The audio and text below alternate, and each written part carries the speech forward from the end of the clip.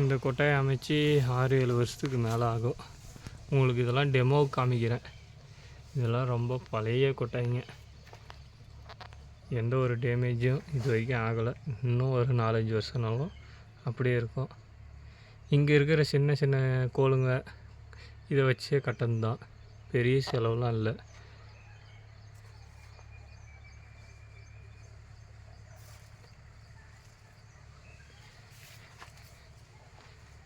சீட்டுக்கு நாங்கள் கேரண்டி.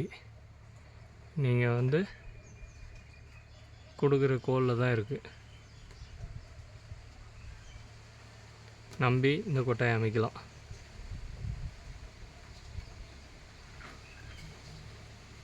இது மாட்டு கொட்டாய் தான்.